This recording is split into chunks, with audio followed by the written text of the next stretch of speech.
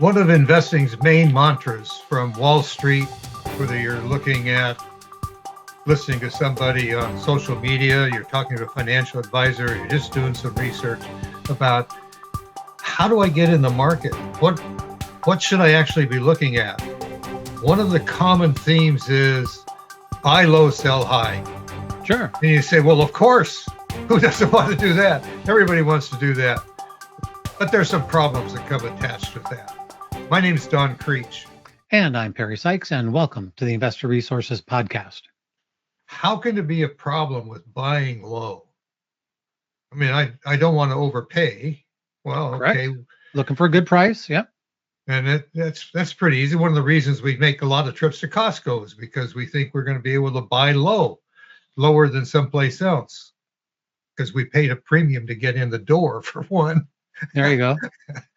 But when we're talking about stocks, the problem with buying low is that there's a good possibility that lower still is the future of that particular security.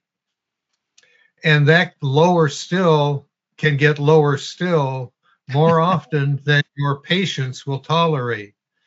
So what is the solution to that? One, if you're really a value buyer, you are willing to prepare to make an investment and hold it for an extended period of time before it becomes profitable for you. That's just the inherent risk of being a value buyer buying at low prices. Sure. There's an alternative, and that is to buy high, because highs generally beget more highs. It's called momentum. That's a really big deal, Don. You just said a mouthful right there, because so many investors see an all-time high and they start to get worried right away. Well, we should get out of here. We're at an all-time high. This can't keep going up. How many times have we heard that? This can't just keep going up. So we should probably get out of here.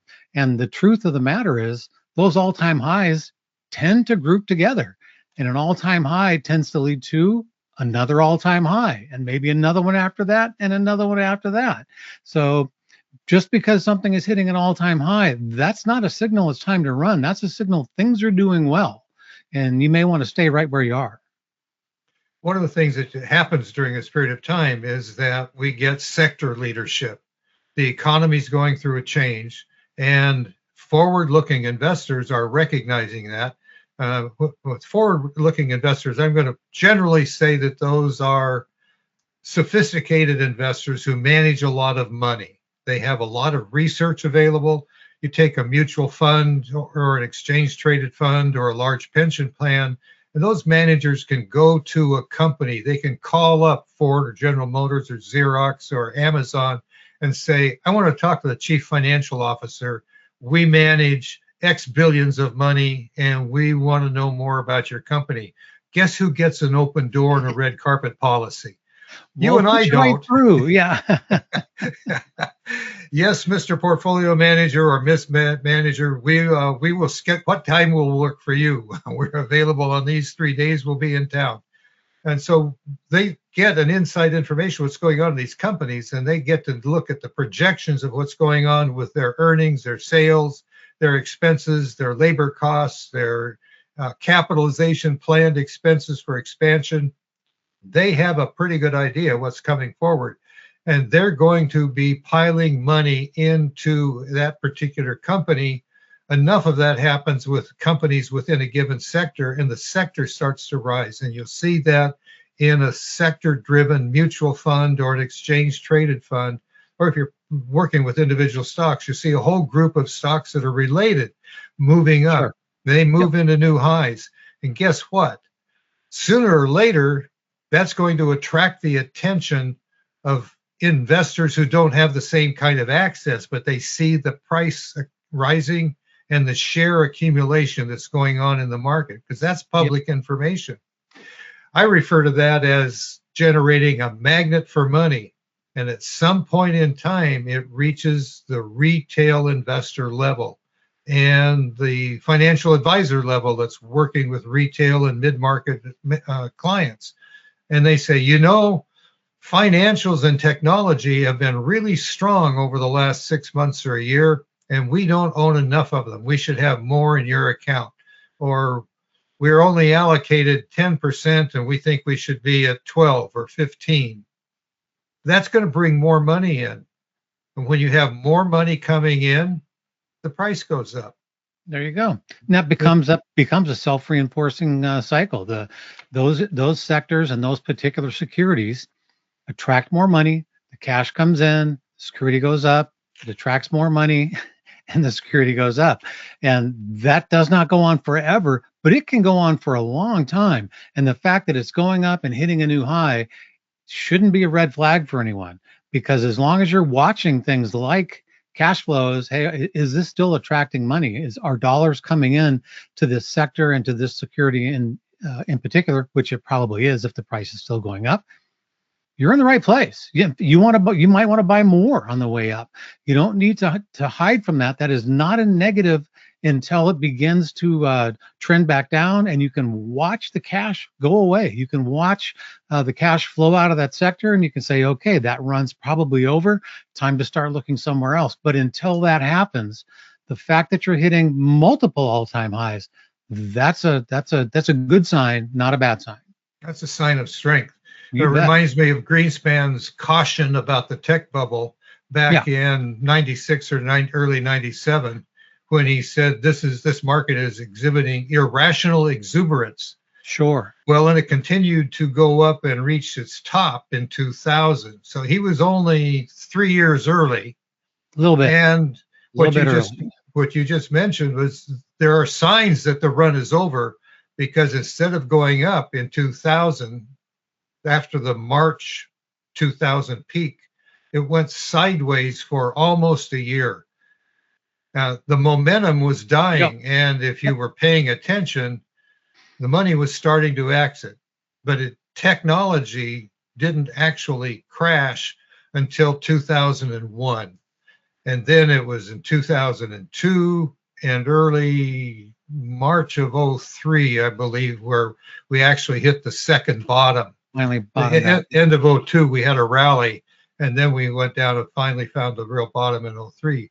But there were signs along the way that this was over. In fact, one of the money managers who had a phenomenal run in technology was Craig Callahan with the Icon funds. And in 2001, when technology funds were down as much as 54% in my recollection, his Icon technology fund was plus 15. Now, did you hear that? Yeah. on average, technology was down at least 30%, 25, 30. And the worst one that I recall is down 54. And his fund was technology plus 15. Now, why did that happen? Well, Craig, managing money, had been a finance professor at, I believe, University of Denver, and had left academia to manage money. He rotated from the large cap stocks to small cap technology stocks. And the professional money had flowed into that area. And that's an important lesson, even for us as individuals, that when we see a topping occur, the momentum has lost. We're running out of gas, so to speak. There you go. And pretty soon we're going to be out of gas, and the car is going to have to pull over to the shoulder. Well, it's time to look for another car, or at least a new gas station. Right. And so basically, when technology collapses, something else is doing better. And it's time to not hang on to the name I'm familiar with, but the name that perhaps I don't know, that is the new magnet for money, where the demand is high and prices are rising. There you go. You hear it all the time. If you want to know the truth about anything, you follow the money. And as soon as you see those cash flows change, and as soon as you see, even if it's the same sector, if money's flowing out of large cap tech, but it's all flowing into small cap tech, that tells you that's where you want to be. You can follow that cash flow in, and you have a much, much better chance of having positive outcomes and positive trades, because you're following the money. You're where the cash is flowing to. You don't want to stay where it's flowing from, and that's a mistake many investors make. Like I said, well, I've made money with Microsoft 5 years in a row. It's like, great. How you doing this year? How you doing right now? In fact, that's the only thing that matters. And when that money starts leaving, it doesn't matter how well you've done in the past. It's not going to do as well going forward. So you have to stay ahead of that, and you have to be watching where those cash flows are heading and follow them. Follow the cash. Don't try to go without it. You mentioned Microsoft, and two people come to mind who are long-term buy and hold people of Microsoft stock. And you cannot argue that if you bought Microsoft in its beginning, it's worth a lot more today. Yep. The question is, did you make as much money as you actually could have if you had been paying attention to the Microsoft at the top of the tech bubble? Because it dropped significantly along with other leading technology stocks. And it was 13 years before it reached its prior high price. That's 13 years of dead money. Not that you weren't using Microsoft, not that they weren't selling product, though they were going through some significant transitions, going from selling us CDs on little floppy disk, well, big floppy disk, then little floppy disk, right? And then CDs, and now they rent us the equipment or the software. We have to pay annually to keep it up to date. So during that 13-year transition, other pieces of the market were much more profitable than owning Microsoft. I said I had reminded me of two. One was a former neighbor of mine who, at the top of the market, just basically said, "I'm never going to sell my Microsoft. I don't care what happens." And my brother, who turns out admitted to me the other day, he owns Microsoft, and he has for a very long time, and didn't want to talk about an extended period of dead money. He's exactly. He's happy with where he is. The fact that he could have been better off is not a discussion he wants to have today. Sure. And that's pretty common. That's getting married to a position because we like it, we use it, it's familiar, it's worked in the past, it's bound to work again in the future. But that denies the reality of research. Now, it so happens that we've lived long enough that Microsoft is still working since the 1980s. It was the 80s or the late 70s, early 80s when Bill Gates got the company off the ground. That doesn't matter. Well, the research out of Arizona State University has shown us that since 1926, only 4% of the stocks in the S&P 500 actually contribute to its return. 96% of them, you're better off with treasury bills, treasury bonds. Well, that's a huge difference in terms of where returns come from.